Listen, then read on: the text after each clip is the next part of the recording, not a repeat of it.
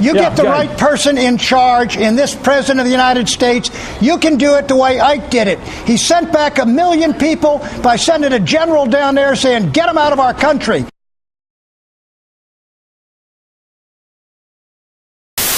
In a recent interview, Congressman King said many undocumented children, the vast majority, in fact, are drug mules.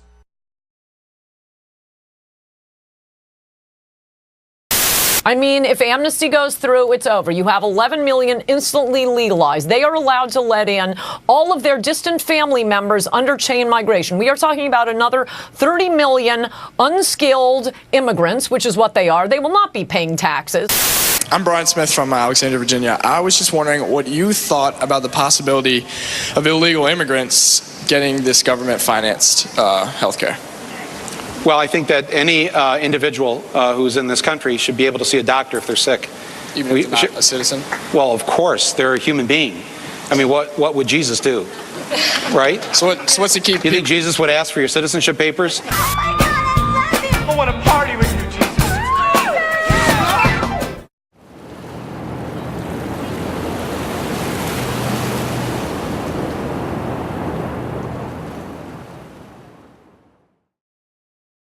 I had a chance to come here for school, and eventually after school I felt the responsibility of creating a collective, and this collective I've been working with for about 4 years, and in these 4 years we've been going through up and downs, and talking about having the problems of not getting a place where we can have our classes or our activities. But through the years, we have found organizations such as this one, which have opened incredibly the door for us, and we've been already here for about a year. And we're based in this, it's called the Latin American Studies, and so we met them through meetings and galleries that we were organizing in different locations in New York City. And we talked to them, and they gave us a classroom, and then we have access to this office. And I guess that coming into this grad center, we have faced this very interesting interaction with the people that come into this building, because it's basically master's programs, but we feel I don't know, very special, and I think it's a privilege to have the opportunities that people that and my students or my friends that come here to take the class, even though we don't have the qualifications for being part of an institution, we still have access to the classrooms, to the computers, to the materials, and they have welcomed us in such an amazing way that our mission keeps going.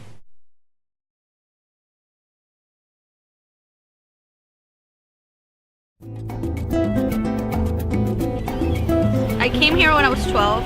I turned here when I was 13. To my knowledge, we came here as vacation. We never meant to stay. It was literally that, a vacation. And once we already had made it past the airport, that's when my mom told me we weren't gonna go back. And that's how pretty much I got here. I didn't get to say bye to my friends or my family. It wasn't planned. It was just a vacation, a long vacation. I brought like a backpack full of just clothes, normal clothes, and a basketball full of air. Because I thought, yeah, and that's all I have. I'm just gonna stay for, I don't know, 6 months or less. I've been here like almost 14 years. I came in New York on July 2000. Since then, I'm in New York, and I keep doing what I gotta do, you know. I get here to work, and I'm working every day since 2000 to now, paying bill, paying taxes for New York City and for the federal.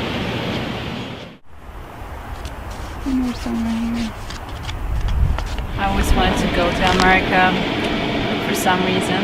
I study American studies in Poland, and the plan was to just take 1 year break, come here, and then go back and finish my school, but I stayed. We cannot place the immigrant as someone that is abusing and taking all this money, and because the money is also going back into the city. You know, you're paying for every single thing. You're paying for taxes in every product, every either like clothing, either food, whatever it is. There's a tax included, so they paying for that. And so I think it's pretty unfair to look at the immigrant as an abuser. And so I guess that if the immigrant gets the opportunity to be legalized and report taxes, now there's gonna be a full cycle, you know, where they're gonna have opportunities for education. So for that, they're gonna take more opportunities to be in higher academic levels, and so they're gonna climb up little by little, and they're gonna offer more things to the city. Most of my friends didn't know that I didn't have any papers, that I was illegal, until probably 8-9 years after everything happened. It was kind of like lying to them, and I felt bad too. It made me feel like I wasn't good enough for a while, but I didn't know why I didn't feel good enough. A lot of people here tell you that it's bad being an immigrant or it's bad being different. So they make it even more hard for you to try to fit in. There was things that I told myself I couldn't do even before I would try, because I knew they were gonna tell me, no, you don't have any papers, no, you can't do this. But once I told and I actually spoke to people that maybe could help me, they did. Like in school, in art school, I went through art school, and my teachers didn't know I didn't have papers, and once they found out, they helped me a lot. They try to find loopholes that I could fit in. I went through college, or some years in college, without papers, and it wasn't that much difference. It's just that they make it hard, like financially, it's super hard. They're not gonna give you any financial aid, so it makes it super, super hard to try to stay in school. And I don't know, it's just, I guess it's more personal. Like, you tell yourself you can't do it because you've been told so many times that you can't do it. It's kind of like repeating the cycle, I guess. My daughter, she's fine. She looks like me. I hope to go see her in next year. So that's my dream. Fatima, even though I never see her, you know, I love her.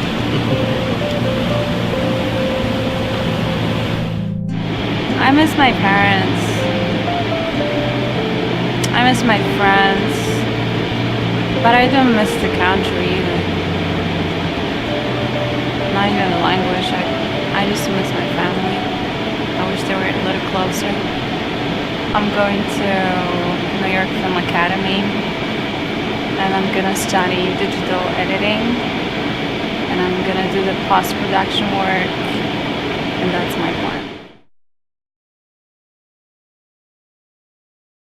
It's very sad that when you see people just limited to what they're doing in the country, and they don't have the access to education, or they don't have the access to places like this, and they probably have the capabilities that once they worked, they can be, you know, like many genius that they develop either softwares or like a medical development, or even artists, writers, musicians. And I think that's something that needs to be taken care of, because we can see people playing music underground in the subway, and they can be the most talented musician, but they just don't have the opportunity because of all those limitations. And I think I guess all these people, they deserve an opportunity and they should have an opportunity. But this is why the immigration reform needs to be worked, you know.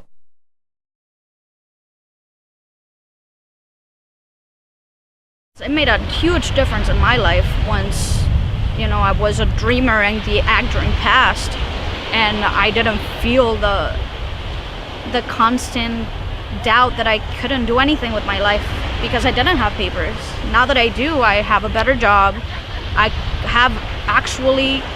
could dream about doing other things besides just having a job. I could go to school, I could have a car, I could go places, I could travel, I could see the rest of the world. That's what I came here for, to see and be involved with cultures that make me a better person. Like, I think that's what it needs to happen. Like, I don't think because you don't have papers you don't deserve to go to school or go to college and follow what the dreams and professions that then need to be filled up. We need to have better students, we need to have better professors teaching those kids. We need to have more, I don't know, health. You can't get sick if you don't have papers. You'll die. You can't. There's a lot of other states that don't even allow people, that are literally prosecuting people for being humans, for being just regular people, hardworking people. The only thing people want is just a paper that tells you, hey, let me work, pay me what you need to pay me, let me go home with my family and kids. Like, it's not that hard.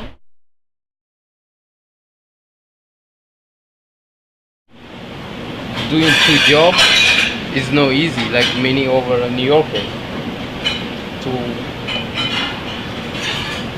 reach our goal, and at the end of the day, you understand it's not easy to realize the American dream. So, and like I say, just keep doing what you gotta do for the best, and we'll see.